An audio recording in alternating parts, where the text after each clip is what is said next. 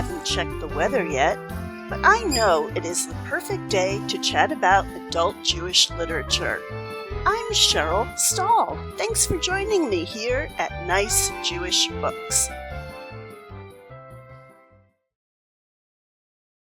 Today, I am happy to welcome a fellow Californian, Susan Josephs, to speak about her book, Accidental Friends. Welcome, Susan.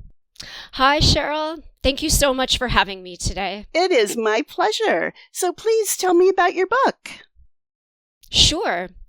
So my book, it is a novel, and it is loosely a story of Jewish female intergenerational friendship between Rose, who's a 93-year-old former ballet dancer and teacher who fled Europe in 1933 and settled in Venice Beach, California, and Nina, who is a 36-year-old yoga teacher, also living in Los Angeles. And the book is mostly set in 2008 during the time of the recession. And these two women meet after Rose's husband and Nina's fiancé are involved in a tragic, fatal car accident. And in the aftermath of this car accident, these two women strike up what I would describe as an urgent, rather powerful friendship.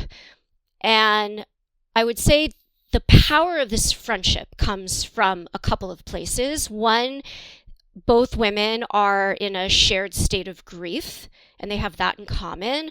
But also, Rose and Nina, they find themselves at very critical points on their respective life cycles. So, for example, Rose is 93, and she has a lot of serious, important questions about what does it mean to be at the end of her life, and what does it mean to die?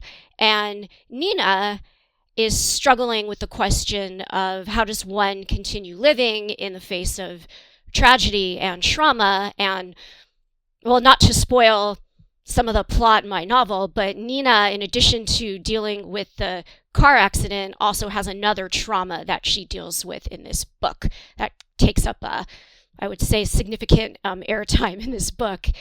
So these women facing these questions, ultimately, I would say that Rose and Nina, they do help each other make important decisions about how to live and how to die. The friendship was really wonderful.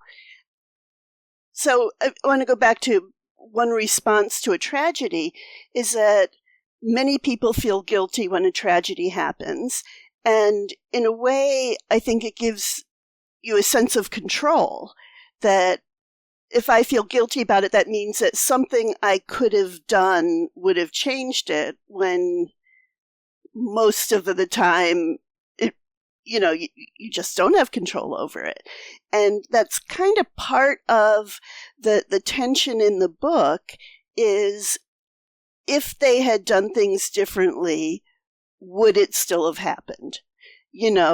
Is there an actual basis for their guilt, or is it just that kind of natural, you feel guilty? Absolutely. I agree 100%.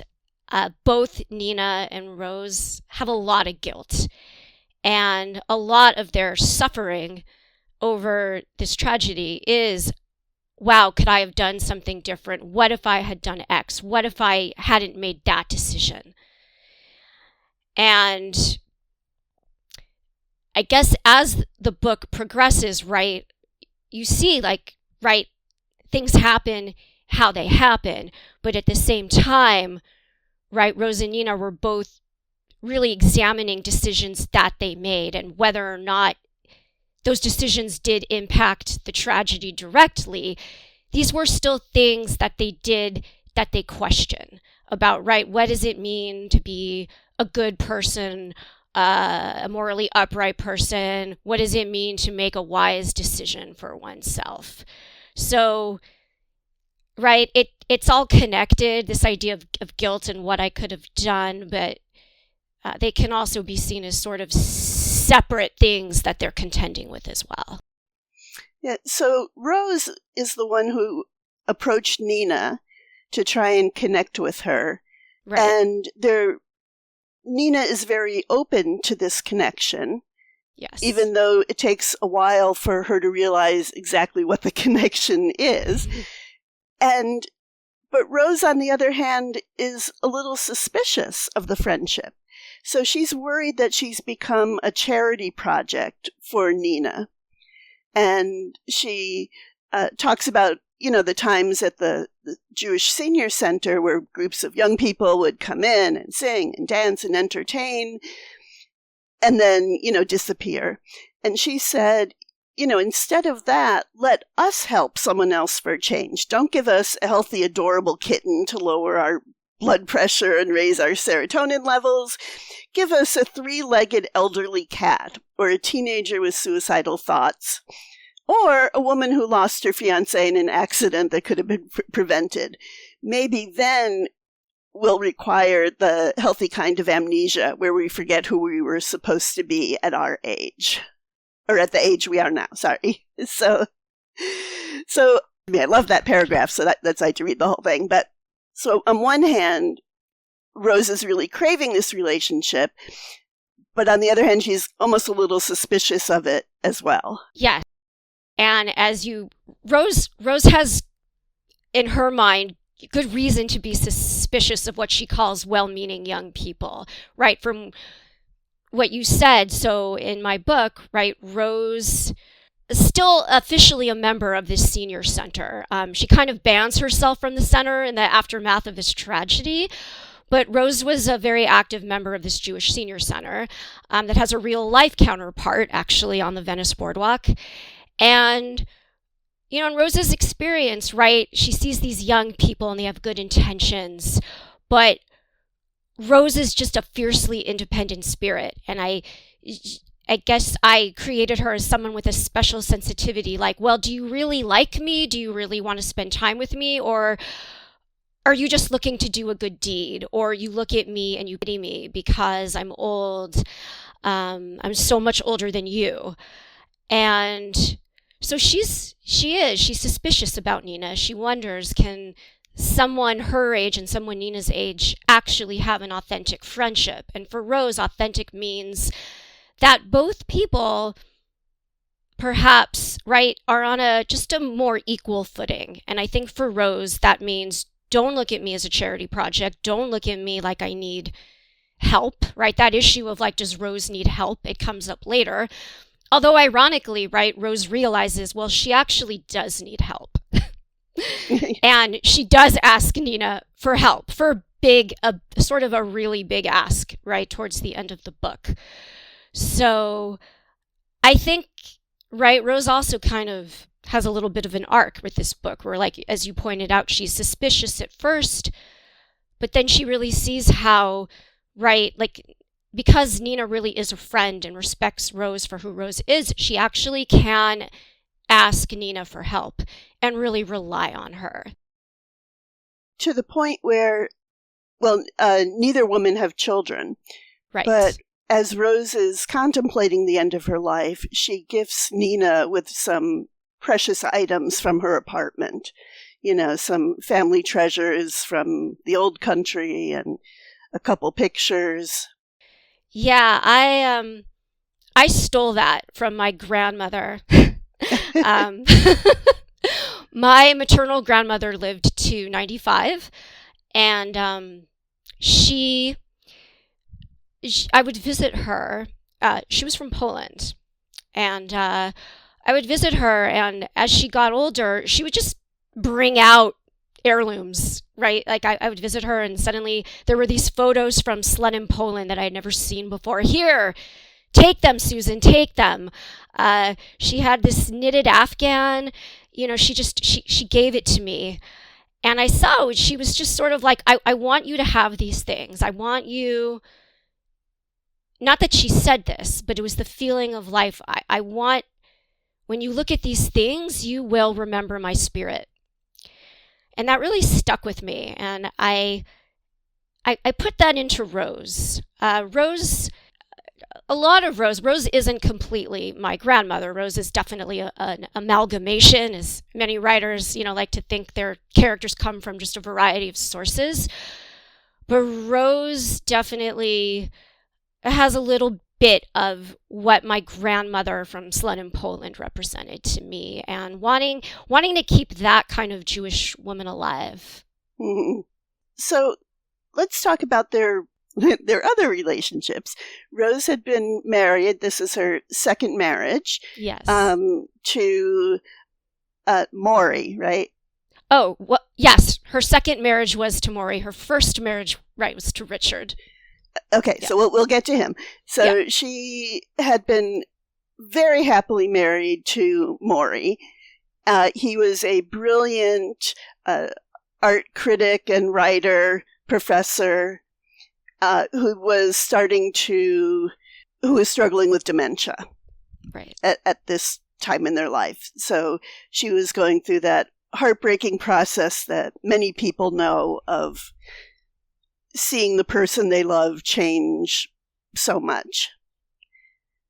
And Nina had been engaged to Jeff, who was a social worker and was a very physically reserved, kind of self-contained person, and often let his social work persona loose in their relationship.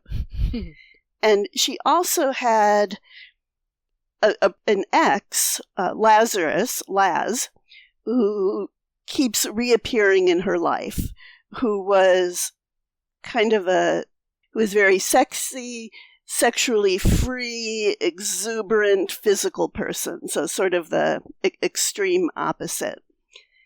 And a lot of what Nina was going through was trying to resolve her feelings towards Laz, for whom she still felt a lot of emotional attachment, and trying to move her relationship with Jeff forward.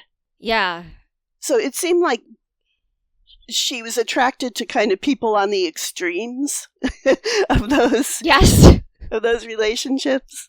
Yes, and as I've seen in life, right, one is involved with one kind of relationship, and that experience then propels them to the complete opposite. There was some of that, and for Nina, I think with both men, there's definitely some unresolved pain or wounds that Nina has. I only touch on it briefly. I wasn't trying to draw super specific connections between Nina and her family of origin, but I allude, right, that Nina kind of grew up she felt pretty neglected by her parents, and around the question of, right, what it means to be loved, I think Nina had some struggle with that, right? Like maybe wondering, right, is she worthy of love, wanting love, craving it, and then thinking she finds it, but it's not quite filling that hole that she has inside of her. And I think both Jeff and Laz, like neither man was ultimately sort of up to the task or the job or the challenge of helping Nina find a safe, healthy relationship with somebody, right, where she could have a mature, lasting love. So yeah, Nina's relationship struggles definitely takes up a large part of the story, and some of it, again, without giving it away, right, is about Nina finally saying, right, this doesn't work for me. The way I've been operating, on this love level is just not working for me. So, Nina ends up sharing with Jeff that she still has these unresolved feelings for Laz. And she comes home to find a sheet of paper on the refrigerator titled My List of Terms by Jeff Wasserman, LCSW, which I thought was hilarious and very fraught and telling that he starts out on this very personal thing about his relationship and gives it his professional credentials. But starts out, I am your primary romantic partner, there is no other. And it goes through these sort of 10 commandments of how things can proceed, and includes that she can have 5 meetings with Laz to try and help wrap up that relationship. So can you kind of talk about these 10 commandments? Yes. So Jeff, as you can see, is he is a person that he likes to process life through his sort of professional lens. That's a way for him to gain control of situations that are perhaps beyond his control.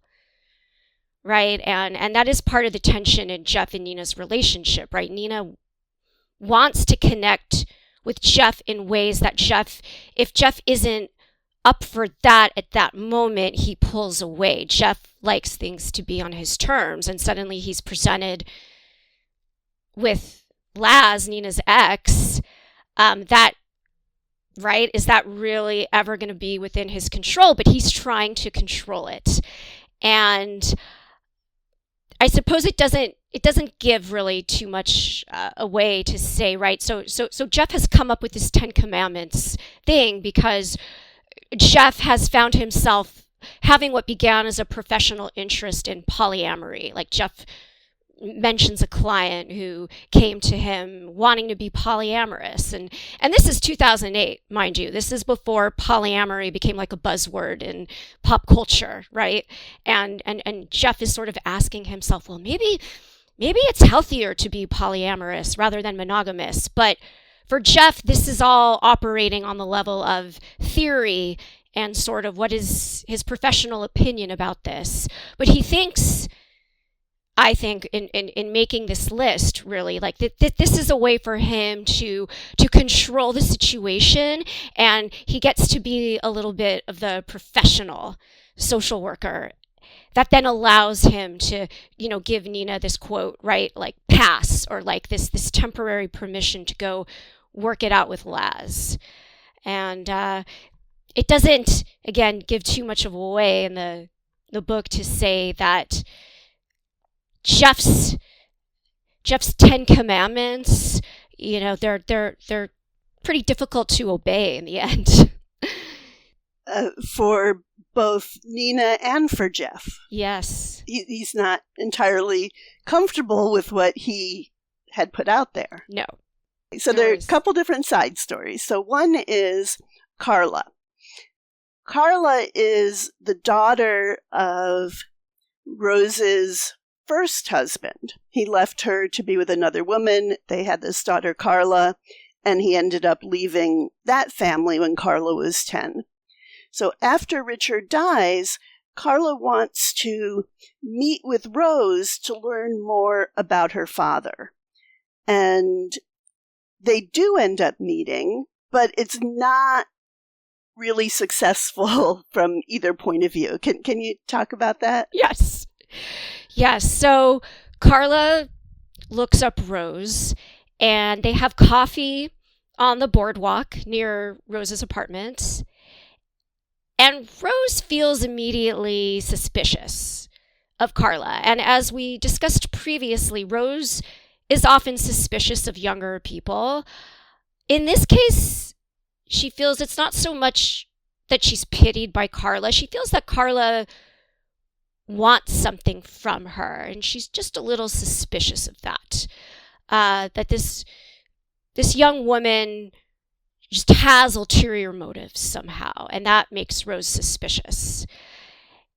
And Rose is also wary of when she finds out, right? So Carla is the daughter of her first husband, and Rose, to her credit, I suppose, because Rose does not have the warmest memories of Richard, but Rose also doesn't want to taint whatever she thinks Carla's perception of her father is.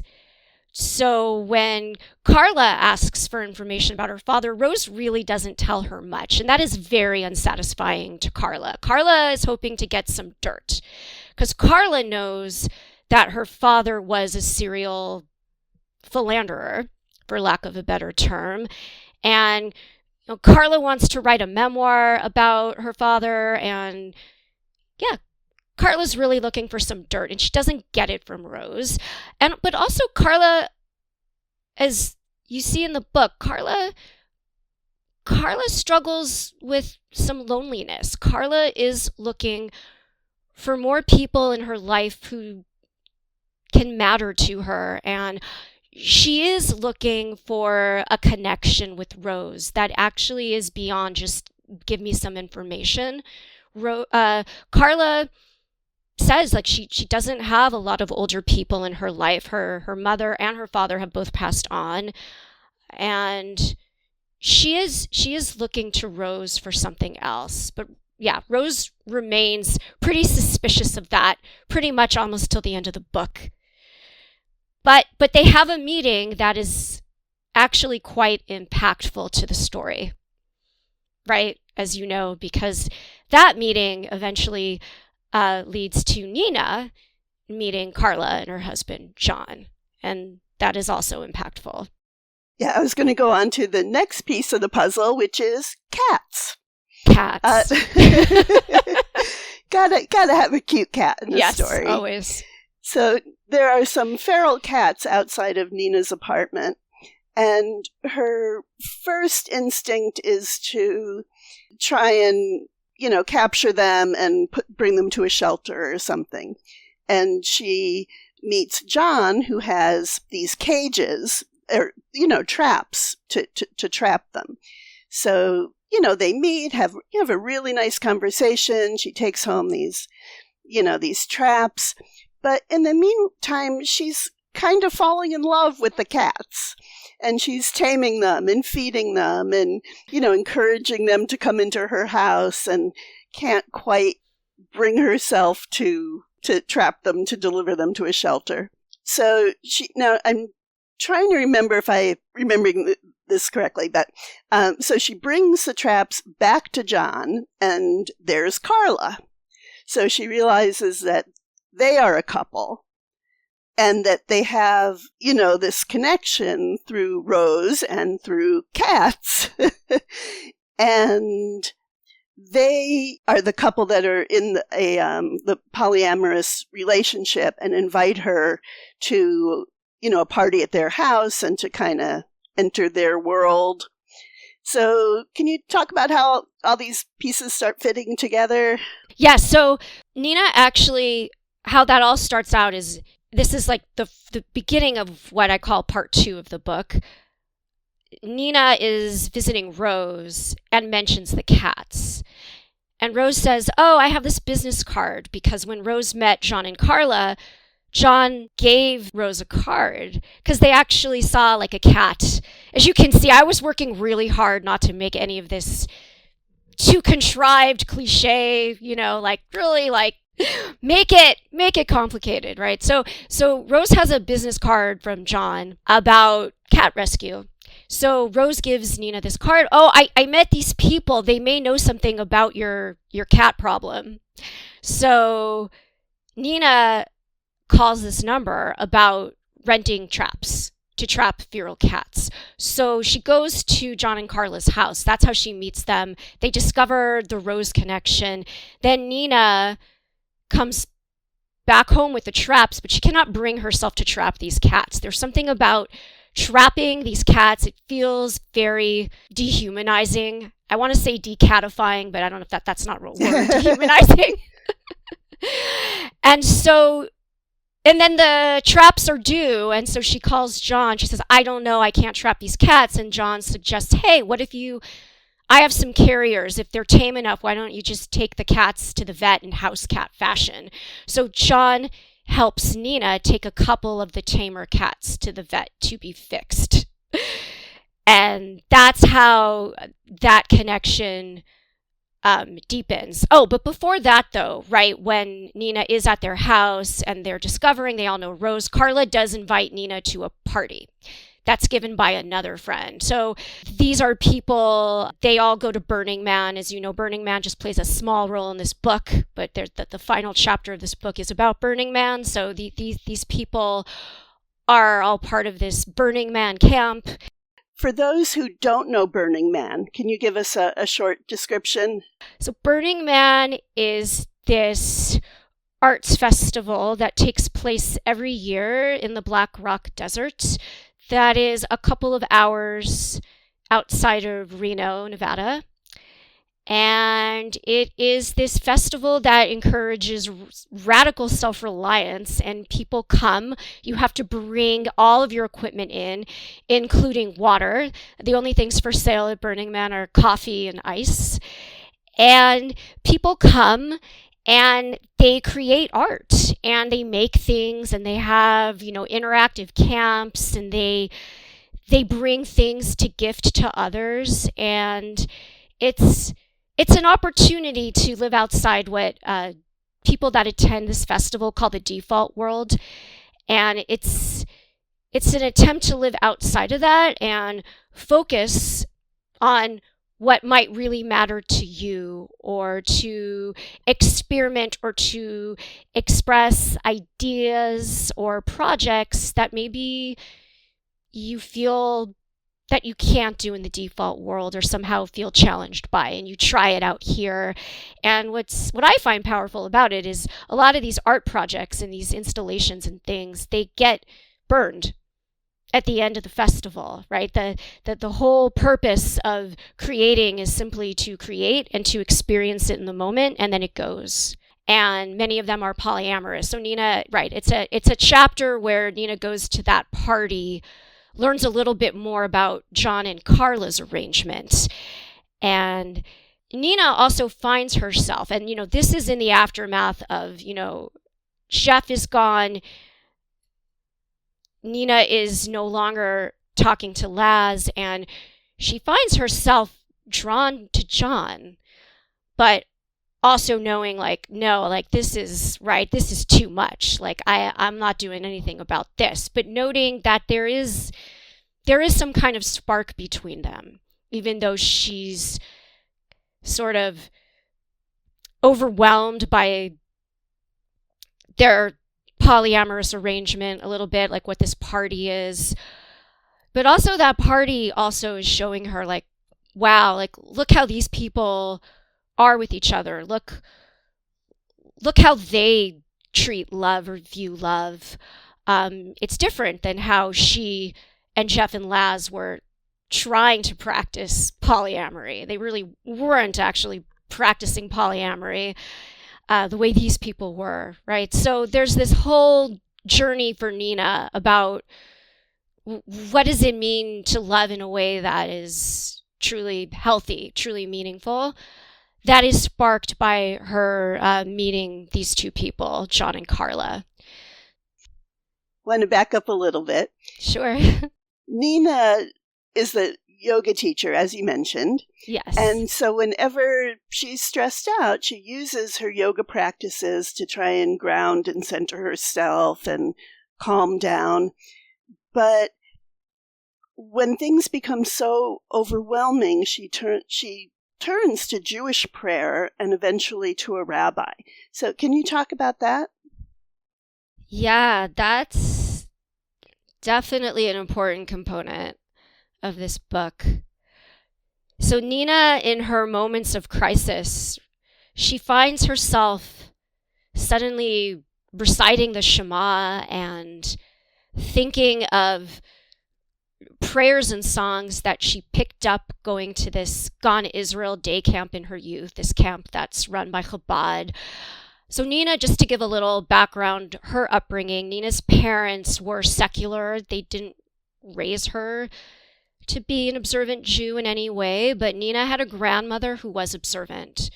So Nina's experiences of Judaism were largely about spending a Shabbat with her grandmother, going to an Orthodox shul with her grandmother, and really spending time with her grandmother, and then going to this camp and, having, she goes to Hebrew University for her junior year abroad and has that experience. So it's confounding to Nina that suddenly there's this part of her that is turning to Judaism. And it's probably no accident, right, that because her Judaism is so connected to her grandmother, and in this time in her life, she is spending quite a bit of time with Rose, who does remind Nina a little bit of her grandmother, even though Rose herself is rather secular, and Rose would call herself an agnostic. But yes, Nina finds herself turning to Judaism, and it's John, this member of this polyamorous couple, right, who suggests to Nina, oh, there's this rabbi in your neighborhood you should go see. And she does. And the rabbi is pretty influential to her. The rabbi sort of speaks her language in terms of, being a yoga teacher and tuning in to energy and breath. But the rabbi is also speaking to very Jewish ideas about generational transmission and, inheritance. What does it mean to inherit things from previous generations, which is a huge theme of this book in general. Mm-hmm. What do we keep from prior generations and what do we discard? How are newer generations in a way the same as previous generations, and how are they different? And you really see that with Rose and Nina, right? How are their particular storylines similar, and also how are they different? So, yes, so for Nina, the Judaism she realizes it's a part of her. And, towards the end of the book, in fact, right, she does pay a visit to Jeff's grave, and she says her own kind of Kaddish, right, where she's saying the actual Hebrew words of the Kaddish, but she's also blending it with her own words of mourning and of goodbye and of closure. Yeah, according to traditional Judaism, she isn't technically a mourner since they weren't married, but obviously their lives were so entwined, and she has all this emotions that, she needed some kind of, I wouldn't say formal acknowledgement, but, some kind of ritual to acknowledge that. Yeah, she did. And, in the last chapter, Burning Man is another ritual for her. Yeah, for Nina, there is healing to be found in ritual, right? So she goes to Burning Man, and she does other rituals there that help her find closure. And in fact, she devises a ritual for her and Rose, right? Towards the end of the book, she asks Rose, they've had let's just say a little bit of a misunderstanding. But Nina asks Rose if they might do a little yoga together on the boardwalk. And, Rose is saying, well, I can barely stand. You want to do yoga with me? But she agrees, and they have this yoga ritual together. And that was one thing that kind of connected them, is that they're both women who lived through their bodies and through their connection with their bodies' movement. Yes, they did. Both of them were dancers. Nina became a yoga teacher, and Rose became a ballet teacher.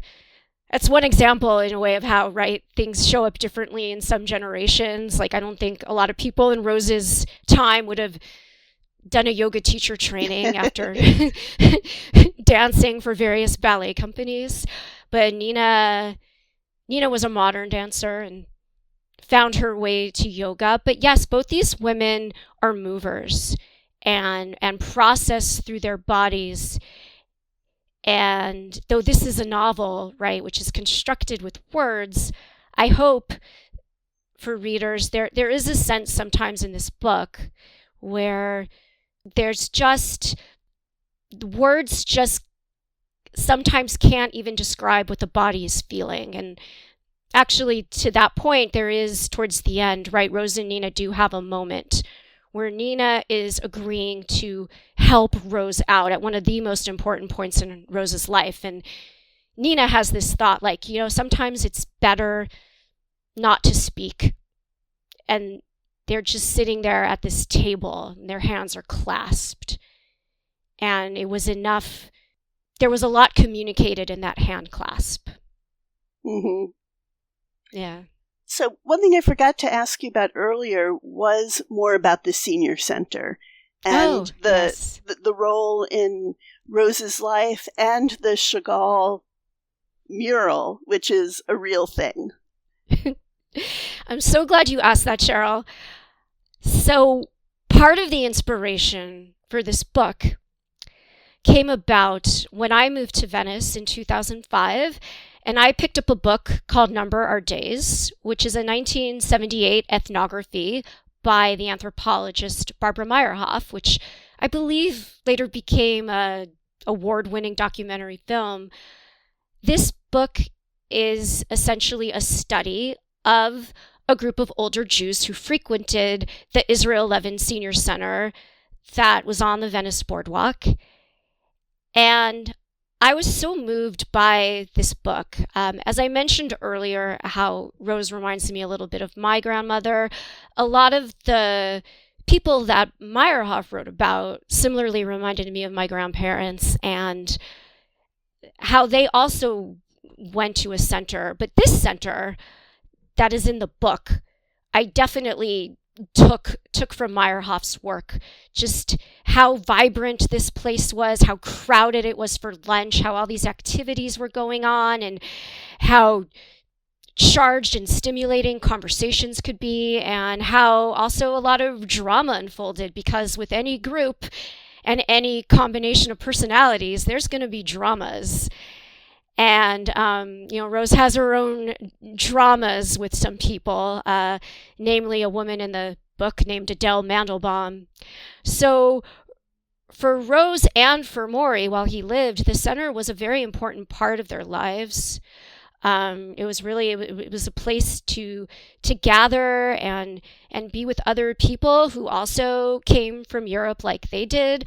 A lot of them were Holocaust survivors, but a lot also similar to Rose or similar to my grandmother, they came to this country well before World War II. And while they were lucky enough to have escaped Hitler and the Nazis, they still had their own hardships, right, to contend with and to come here and to build their lives. And I think what gets lost today in this world is remembering that a lot of these Jews, they came with very little resources. The Jews that Meyerhoff wrote about in this book in the 70s, a lot of these Jews lived often at the federal poverty levels, and were scraping by, and yet they considered their lives to be very rich because of what they had, and largely at this center. So, yeah. So the center definitely plays a role in this book. In a way, it's a character too in the book. Mm-hmm.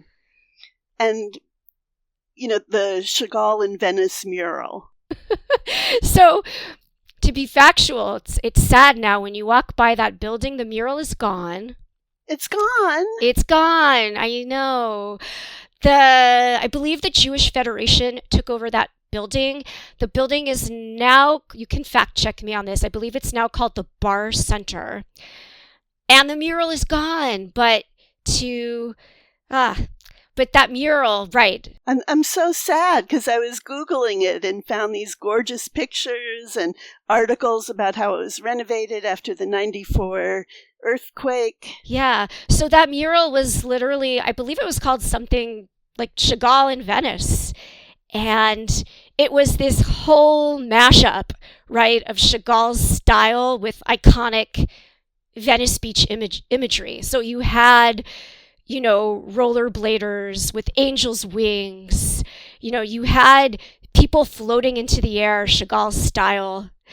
And it was just this wonderful strange mashup, right, of like Venice culture and Chagall and just the Eastern European Jewish experience, essentially, that no longer exists except in our memories, right? Which also is something that this book is exploring, right? What happens when someone dies, right? And how do they live on? And often it's they live on through other people's memories of them. And that was important to Rose in the end, right? Rose, who had no children.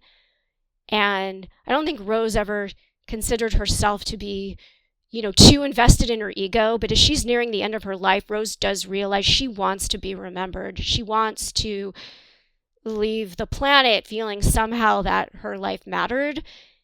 And that meant to her to be remembered by others. Mm-hmm.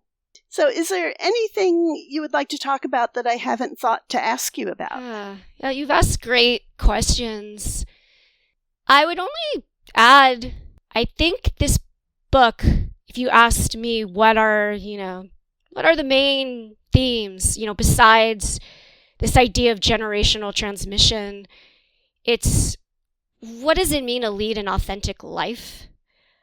What does it mean to kind of toggle between what traditions and structures and institutions tell you how to do something versus what does your sort of true self tell you how to operate? And I think both Nina and Rose are really trying to understand that for themselves, how to answer these very large life and death questions in ways that ultimately feel true to themselves. All right, great. So do you have any projects in the works that you would like to mention? Yes, so I had a lot of ideas for some short stories, and I'm well aware that many people prefer to read novels over short stories, but I am working on a short story collection, and I do have an idea for another novel that is, I will just say this, it's also about female friendship, but in a very different key. And I guess this theme of female friendship and all its complications is something that continues to be of great interest and of artistic inspiration to me. All right, wonderful. Look forward to seeing that. And I've had that novel versus short story discussion many times, and there are a lot of people who are very firmly in one camp or the other. Yes. And I've normally been in the novel camp, but somehow the short story has called to me in the past few years. So we'll see what happens with that. Okay, great. Yeah. So I like to give all my guests an opportunity to put out a call for Tikkun Olam, for repairing the world. So is there anything that you would like to mention? Yes. My Tikkun Olam pitch for today would be domestic violence prevention.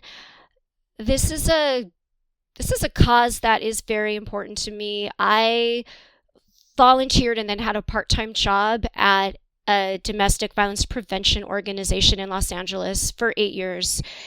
And I mention domestic violence, what we call DV, today because beginning with last year, a lot of these domestic violence prevention organizations suffered massive cuts to their funding. The federal government had just slashed so much of the funding related to the Violence Against Women Act, which had sustained a lot of these programs for so many years. And a lot of these organizations are really hurting. So to anyone who is listening, I would just point out that Jewish family service organizations, right, of which are scattered throughout the country, so many of them do really great work in preventing domestic violence. I myself did a training with Jewish Family Service LA. That's how I got started and just became passionate about the cause. I wound up becoming involved with a different DV organization. But yeah, just to say, look at what your local Jewish family service organizations are doing to help this ongoing issue that affects both Jews and non-Jews. That's wonderful. Thank you so much for sharing that. So if someone would like to contact you, what is the best way? I will keep that simple. We all have a million ways in which we can be contacted, right? So I would just say go to my website, which is just susanjosephs.com. I have a contact form. I'm happy to hear from anybody. Wonderful. Well, Susan Josephs, thank you so much for speaking to me about accidental friends. Cheryl, thank you so much for having me today. I really appreciate it. It was my pleasure.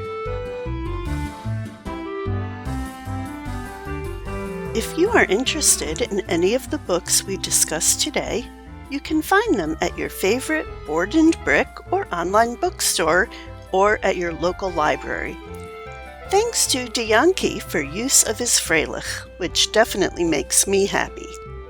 This podcast is a project of the Association of Jewish Libraries, and you can find more about it at www.jewishlibraries.org/nicejewishbooks.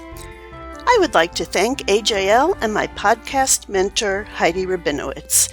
Keep listening for the promo for her latest episode.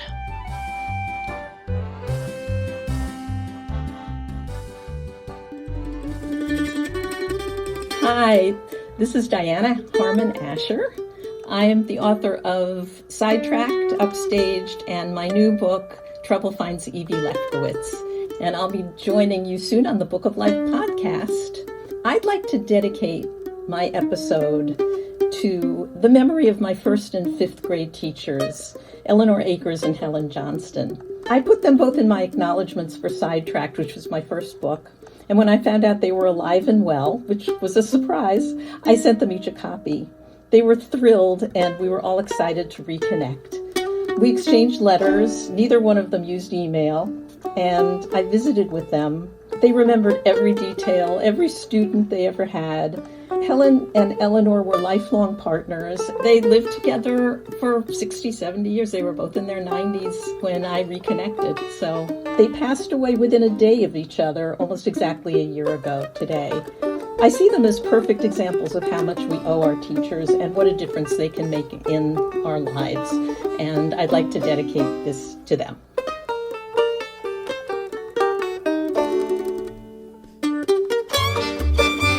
The Book of Life is the sister podcast of Nice Jewish Books.